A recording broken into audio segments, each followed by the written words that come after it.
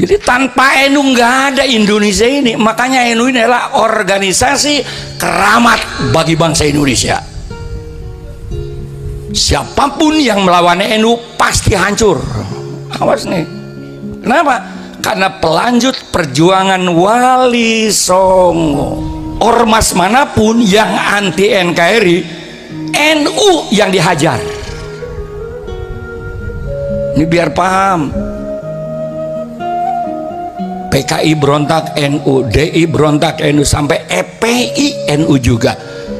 Sampai EPI bilang Gus Dur buta mata buta hati. Bayangkan, itu cucu Nabi katanya, itu cucu Nabi itu. Apa pernah engkong lu ngajarin begitu?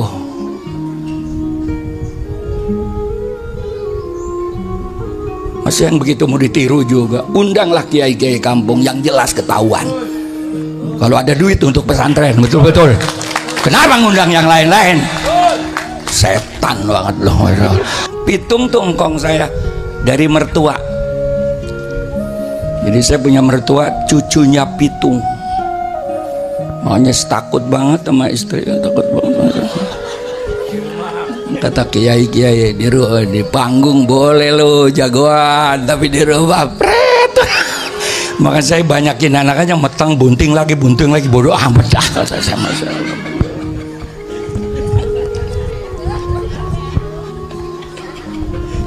Ya pantas NU mah mana anaknya banyak kan sarungan mulu Kiai Sadam. Makanya Kiai mah Kiai NU nggak ada yang kondor, nggak ada. Memang kenapa? Sirkulasi udara itu penting marah. Ciri khas. Kalau Indonesia hancur, naudzubillah, orang Arab bisa pulang kampung, ada kampungnya. Orang Cina bisa pulang kampung, ada kampungnya, betul kan? Orang India bisa pulang kampung. Nah, kalau kita negara kaca mau lari kemana? Ini model muka begini nih, lari ke Arab nggak diaku, bener-bener masa. Bener. Kenapa? Hidungnya. Makanya orang Arab itu kalau ngopi gelasnya kecil-kecil, nggak ada gelas gede. Kenapa bisa begitu Kiai? Kalau gelas gede, hidung orang Arab nyebur ke kopi, itu masalahnya mas.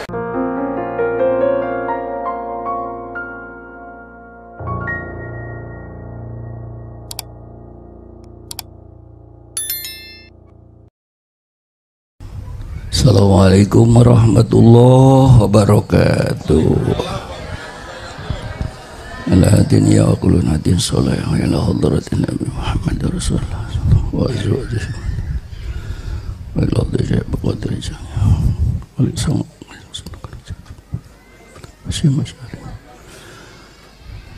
Al-Fatihah. Bismillahirrahmanirrahim. Alhamdulillah rabbil alamin arrahmanir rahim maliki yaumiddin. Iyyaka na'budu wa iyyaka nasta'in.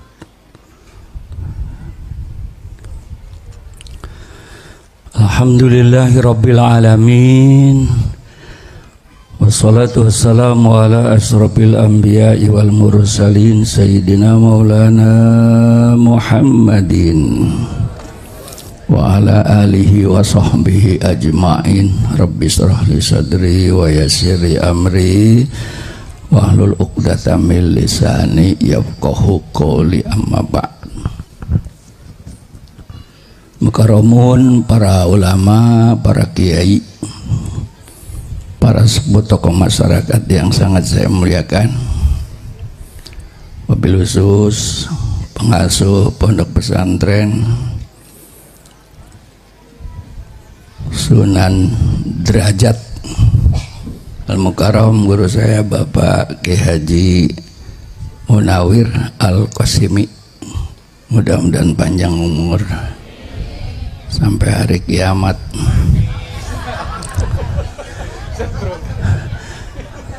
dan husnul khotimah,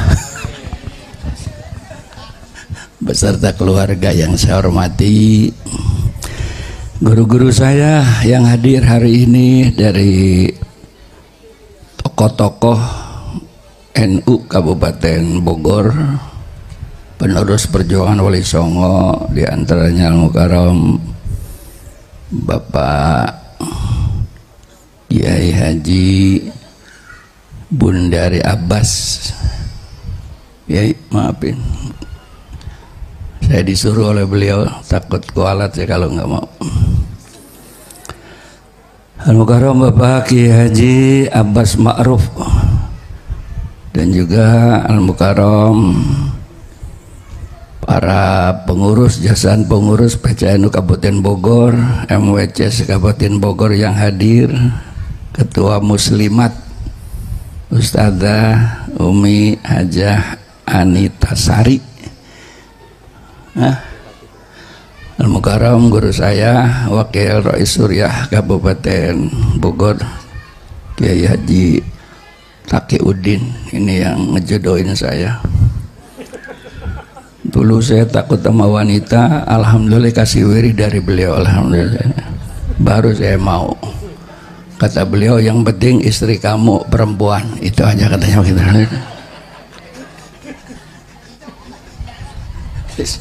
Nah itu guru saya tuh, dulu saya goblok banget sama perempuan dulu. Beliau alhamdulillah. Ada anak guru saya Kiai Nasrullah, ketua apa sih dia, ketua Suriah, bukan Muhammadiyah, bukan, Rais Suriah yang saya hormati. Para sepuh tokoh masyarakat, bapak-bapak, ibu-ibu, warga Nahdien, Nahdiat, calon-calon penghuni surga yang saya hormati. Saya sebetulnya sudah dapat amanah, saya ini kurang semangat kalau ceramah di depan orang-orang NU, karena dianggap udah bener semua. Apalagi ini, Masya Allah, saya tuh hobinya ceramah di mall gitu tuh, di Habib hobi tuh saya tuh. Nah ini kan percuma, ngapain nasihatin orang udah bener, ngapain. Tapi karena transport udah disiapin, ya saya datang juga dah. Gak ada.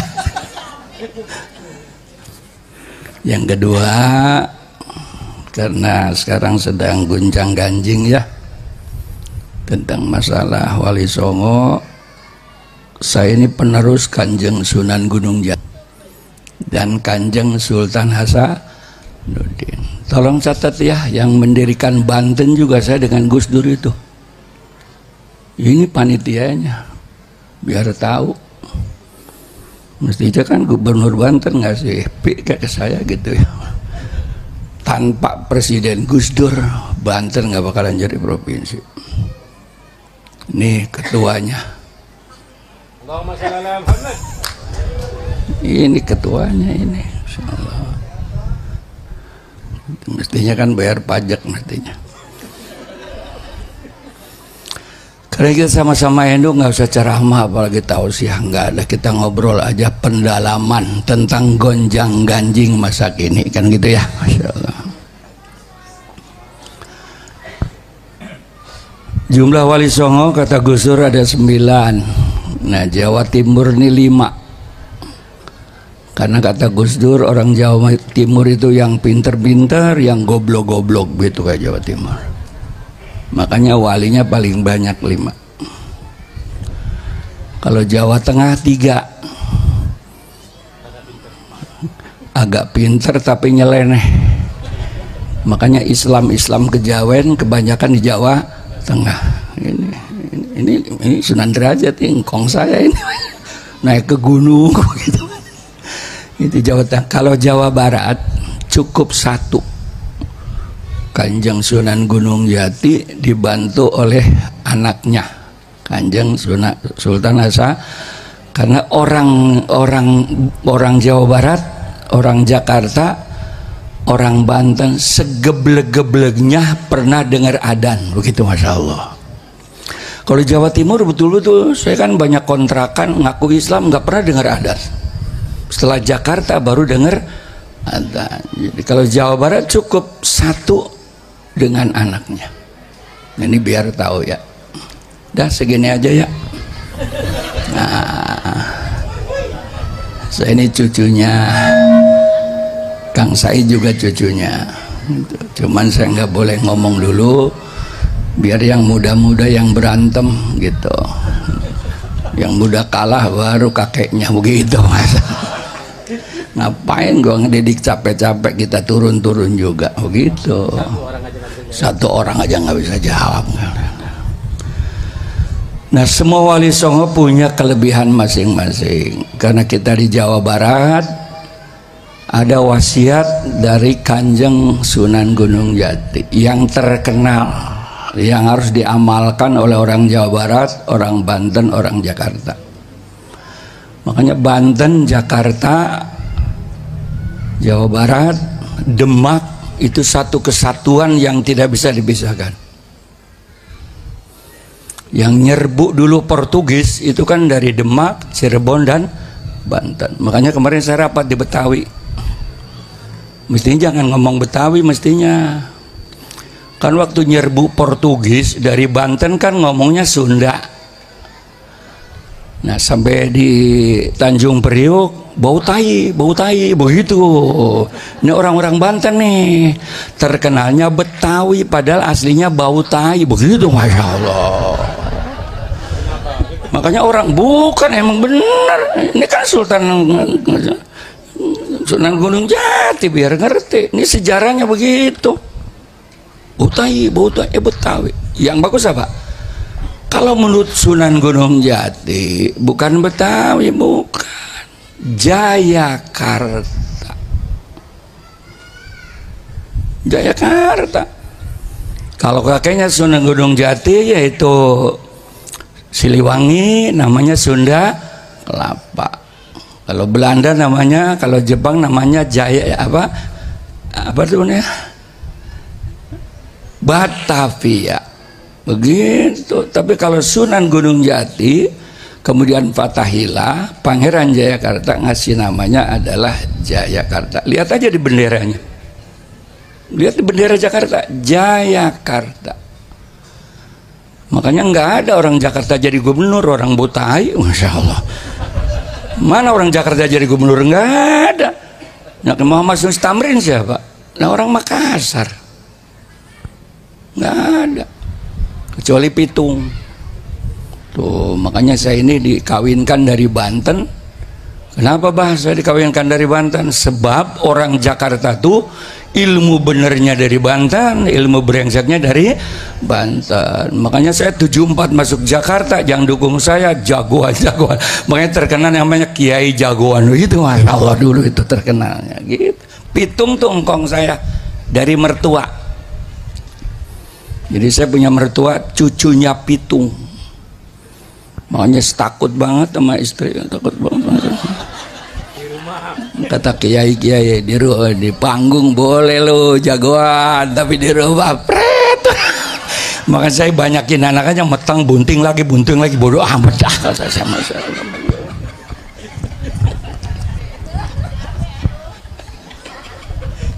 Ya pantas saya nu mana anaknya banyak kan sarungan mulu Kiai Sadem. Makanya Kiai nu nggak ada yang kondor, nggak ada. Memang kenapa? Sirkulasi udara itu penting, Masya Allah. Ciri khas. Dan segini aja ya. Yang ngomongin ngapain? Ada wasiat yang harus diamalkan oleh orang Jawa Barat, Banten, Jakarta. Ingsun titip tajuk karo anak yatim. Ini wasiat Gunung Jati nih. Sunan Derajat juga punya wasiat, sama punya. Kalau Kanjeng Sunan Gunung Jati wasiatnya dua tuh aja. Ingsun titip tajuk karo anak yatim. Gitu, itu wasiat tuh kalau ngaku Kanjeng Sunan Gunung Jati.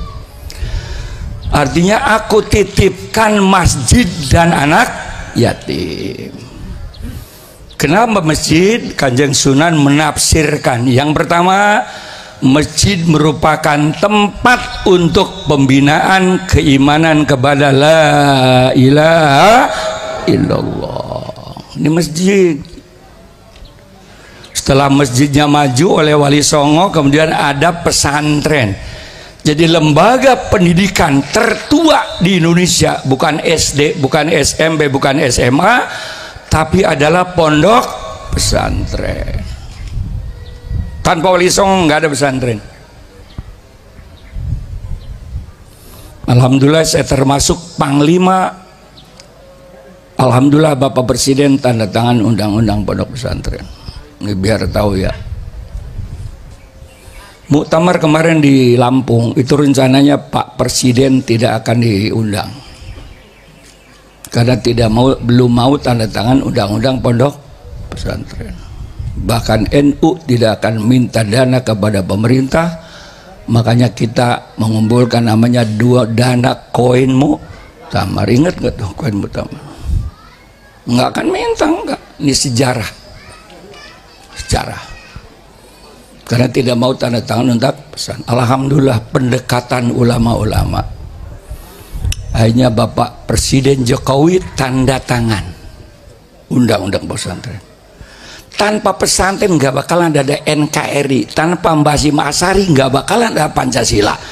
Untuk melahirkan Pancasila aja 40 hari 40 malam Mbah Hasyim Asy'ari istikharah 40 hari 40 malam.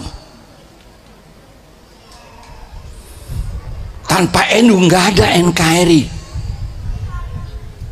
Ribuan ormas di Indonesia, hanya NU yang punya moto NKRI harga mati. Baladil amin. Makanya bagi NU negara ini adalah rumah besar yang harus kita rawat. Bocor betulin. Karena ada rumah besar kita. Naudzubillah.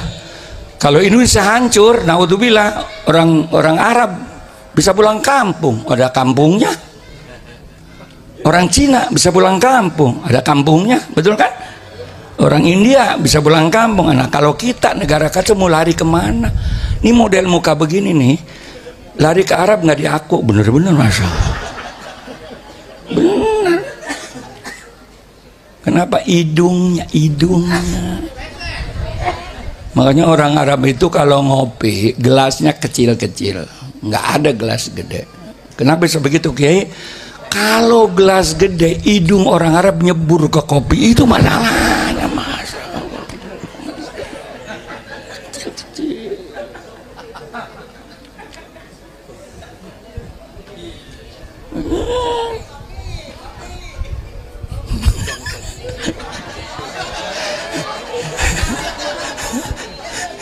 Ini kalau sama-sama Wali Songo ngerti gitu. Ngomong udah langsung di kopi nih, kono masalah. Jadi tanpa NU nggak ada Indonesia ini. Makanya NU ini adalah organisasi keramat bagi bangsa Indonesia.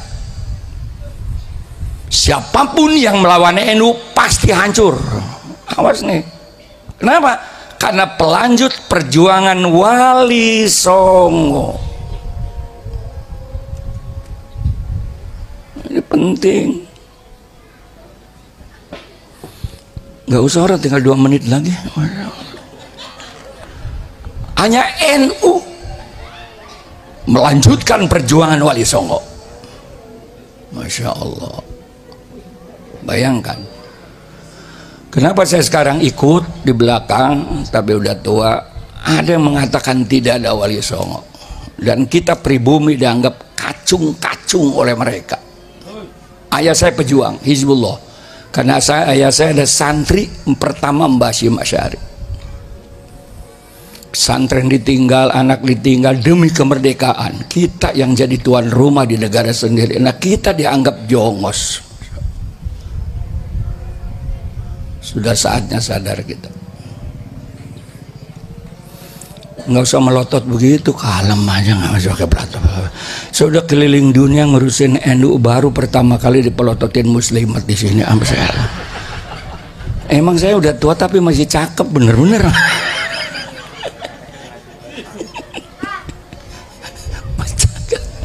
Ini gara-gara ngurusin NU. Saya anak 9 dari 11, biar profesor doktor saya nggak boleh makan uang dari negara. Makanya saya ngomelin pejabat siapapun, no problem. Dan mestinya kemarin tuh wapres saya mestinya. Karena kan roh Islamnya kan Ki Ma'ruf, saya kan wakilnya ya. Kata Ki Ma'ruf, Kiai nggak boleh bang, nggak boleh sampai hari ini.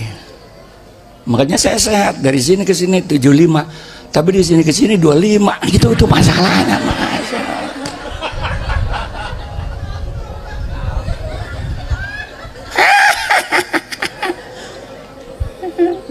Saya kalau mau jadi menteri mah dari dulu, apalagi zaman Gus Dur suruh milih.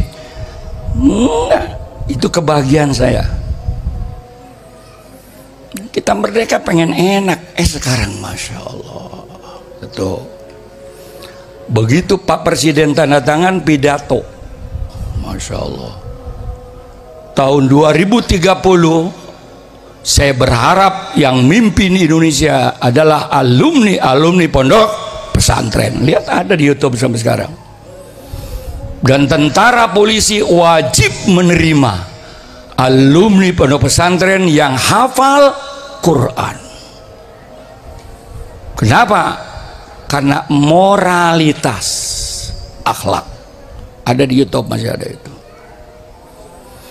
Ternyata setelah diskusi dengan kita, pernah ada masukan dari luar negeri. Pernah ada masukan. Sampai Amerika tanya kepada Belanda, ente kan lama di Indonesia, musuh terberat siapa sih? NU. Katanya begitu. Allah. Jadi kalau pengen menghancurkan Indonesia, hancurkan NU. Karena pelanjut perjuangan Wali Songo. Betul Pak? Betul.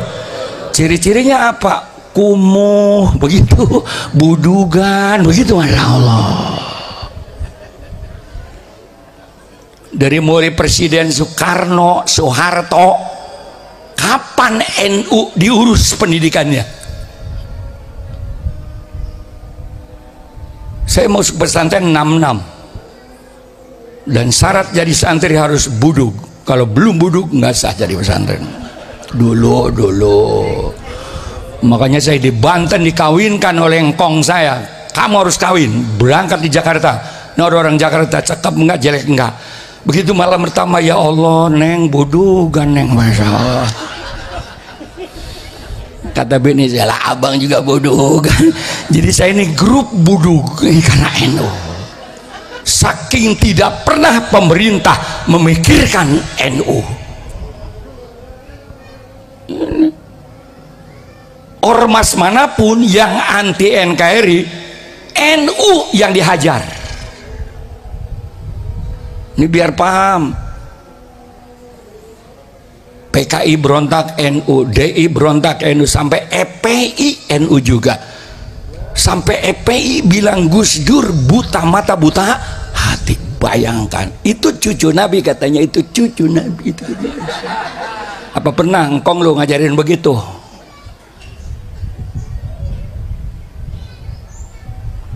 Masih yang begitu mau ditiru juga. Undanglah kiai-kiai kampung yang jelas ketahuan. Kalau ada duit untuk pesantren, betul-betul.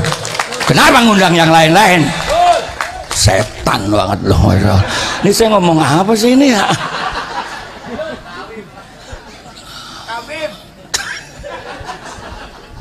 Undang ini. Pahin. Siapa yang gak marah Gus Dur dihina?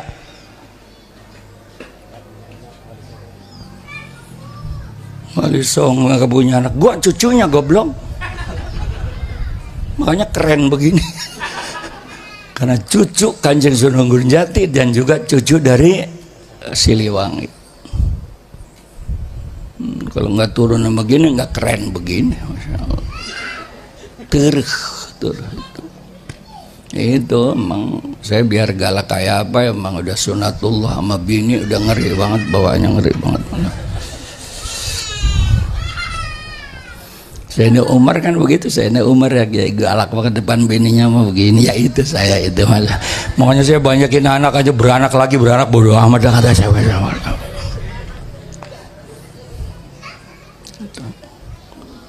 Alhamdulillah. Jadi ternyata setelah tanda tangan, sebab mereka itu nggak pernah bikin pesantren. Kalau pesantren kuat, NU ya kuat. Udah itu kuat. Makanya oleh Soeharto 32 tahun NU diobok-obok tetap jaya dan kuat. Karena kekuatan NU bukan di atas tapi di bawah.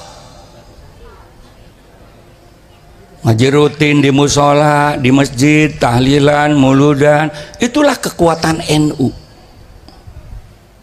Allah. Kalau Muhammadiyah digituin oleh Soeharto 2 tahun juga habis.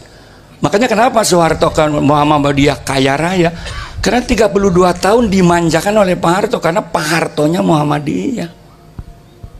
Tapi saya punya sejarah dengan Pak Harto.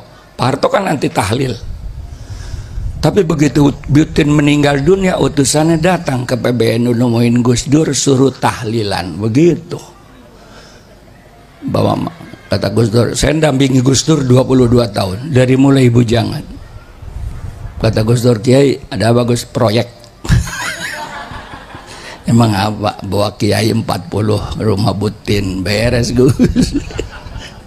Nah, begitu masuk ke rumah amplopnya tebel-tebel, karena tebel saya kan mimpinya kencang. La ilaha illallah, la ilaha illallah, la ilaha illallah.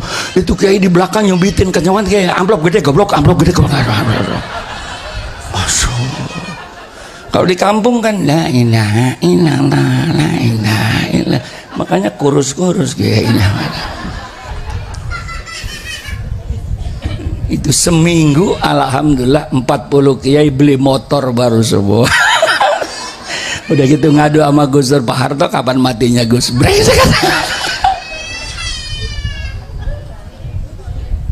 Proyek. Jadi orang yang akan menghancurkan NKRI, NU hancurkan. Makanya Gus Dur mengatakan, idza sholahatil NU sholahatil NKRI, wa idza fasadatil NU fasadatil NKRI. Gus Dur ini fatwanya. Kalau NU kuat, NKRI kuat. Kalau NU hancur, NKRI hancur. Kenapa? Karena baladil amin, NKRI harga mati bagi NU. Gus Dur, siapapun ormas agama pun, NU yang diobok-obok. Tolong, kita harus sadar betul nih. NU sampai hari ini. Sekarang udah mendingan sekarang. Zaman saya dulu, Masya Allah, tembak. Dulu waktu muda saya ditembak nggak mempan, itu waktu muda. Waktu bener-bener itu. Makanya Kang Said tahu banget waktu tembak ngebul dulu itu, Kang Said tahu banget. Dan itu menyaksikan. Karena saya punya guru suruh mandi.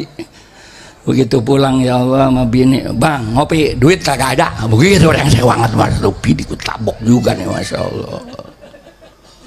Ini penting dulu bela NU, sebab kata ayah saya, musuh kamu 2. 1 yang merusak NKRI, yang kedua yang akan menghancurkan NU. Kalau pengurus NU Anda nggak benar, nggak usah turun tangan, doain aja. Begitu kata ayah saya begitu. Tapi coba-coba NU-nya, nih manusianya paling depan. Kalau pengurus NU-nya sih bodoh amat, ya oknum kan gitu ya. Tapi coba-coba NU nasi uduk, Masya Allah. Ada oknum kiai di Jakarta ngomong begitu, langsung saya paranin di panggung, saya angkat pakai izin. NU nasi uduk, astagfirullah.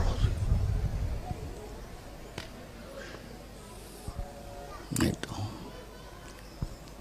Itu.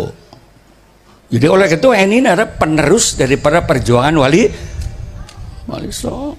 Semua juga hadiahnya Wali Songo. Ujung-ujungnya Syekh Abdul Qadir Jailani. Kalau kita dikir tanpa Syekh Abdul Qadir Jailani kan kurang barokah. Betul-betul. Mesti larinya ke sana. Nah kemudian ayah saya wasiat begini, sini nak. Nanti kalau kamu sudah jadi tokoh di masyarakat, Babul Habib, begitu katanya nih, Babul Habib nih. Yang pertama, kita orang NU wajib percaya adanya Duriyah Nabi besar Muhammad sallallahu alaihi wasallam, wajib percaya. Yang kedua, ikuti. Kalau akhlaknya kayak Nabi, kelakuannya kayak Nabi, begitu tuh. Dakwahnya kayak Nabi, ikuti. 2, ini wasiatnya nih, ikuti. Kalau nggak cocok sama Nabi, kalau kau berani tempeleng, begitu kata Gus. Kalau tidak berani tinggalkan, jangan dihormati. Itu saya pegang. Kalau nggak berani nempeleng, jangan diundang, jangan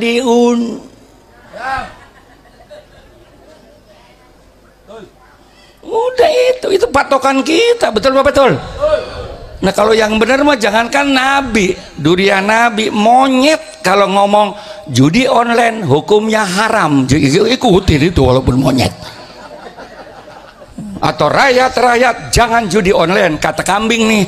Kenapa? Karena sudah diwakili oleh DPR MPR begitu. Allah. Jadi perwakilan DPR MPR adalah perwakilan judi online. Ini yang ngomong kambing, ikuti. Itu wasiat sama saya. Itulah yang saya pakai sampai sekarang. Berapa banyak orang saya hajar depan podium karena tidak punya akhlak. Wasiat dari ayah saya pakai betul itu. Nah kalau benar mah jangankan orang tahu, mbek juga kalau ngomong benar, majlis taklim sangat mulia begitu. Ikutin tuh mbek, potong udah gitu mbeknya begitu, masya Allah. Nggak apa-apa. 3 wasiat yang saya pegang sampai sekarang. Wahabi juga begitu, Gus Dur yang nyuruh kalau debat dengan Wahabi nggak usah sampai Quran hadis Kiai. Emang kenapa Gus? Walaupun kalah nggak bakalan nurut, jadi tempeleng aja. Satu-satunya PBNU yang pernah diadili Wahabi ya ini manusia. Ada, tempeleng. Biar Wali Songo musyrik, setan banget, nggak ada Wali Songo. Sebelum lu datang Wali Songo dulu, goblok. Kalau ente datang duluan, bukan kalau Wali Songo, orang Hindu nggak bakal masuk Islam. Lihat nih, Sunan Derajat, Sunan Kalijogo, Wayang, kan begitu kan? Itu ada dakwah ala Jawa yang rahmatan lil alamin. Wali Songo. Satu keimanan. Itu alhamdulillah setelah tanda tangan pondok pesantren, betapa memuliakan ulama NU pelanjut Wali Songo. Alhamdulillah Bapak Presiden tanda tangan. Kenapa? Ternyata ada pemasukan dari UNESCO Amerika bahwa lembaga pendidikan di dunia yang melahirkan anak didik berkarakter, mampu mengatasi tantangan dunia dan akhirat bahagia adalah sistem pesantren di Indonesia. Hati-hati.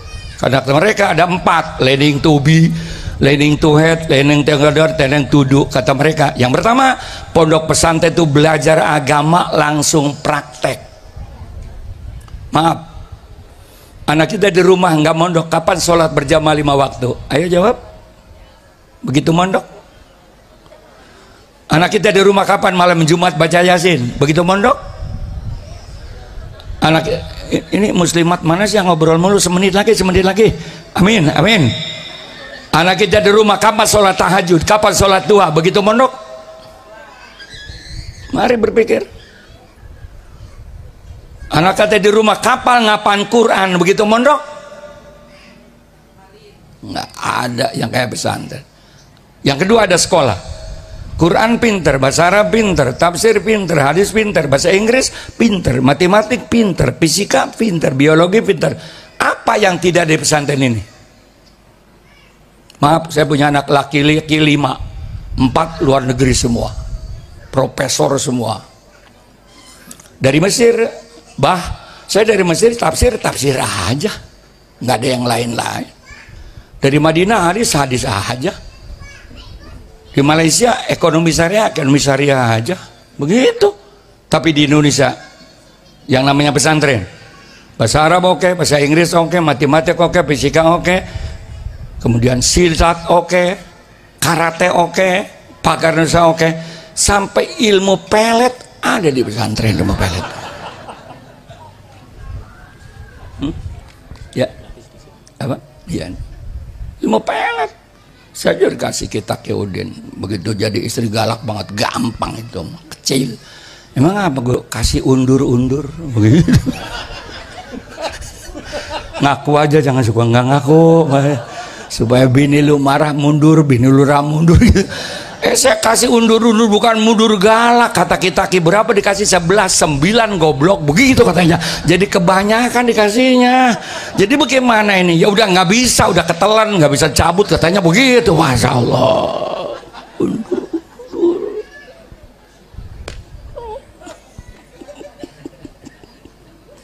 Kita gitu. Apa yang tidak ada di pesantren? Apa yang tidak ada? Begitu tamat pesantren, apa yang tidak bisa? Karena kesempatan nggak dikasih. Bicara politik yes, ekonomi yes, agama yes, umum yes, betul. Apa yang tidak bisa alumni pesantren? Contohnya saya. Nggak ada. Makanya salut sama pesantren Sunan Derajat.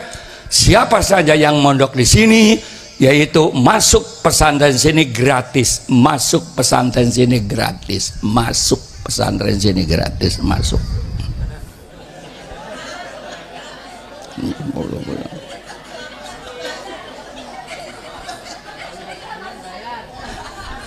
Terima bayar gue tabok nih, Masya Allah.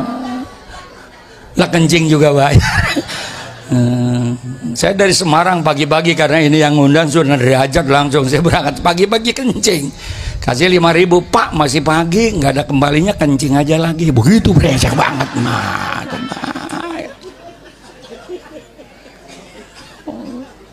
Tapi untuk di sini benar, selama mukim di sini gratis, ya gratis ya.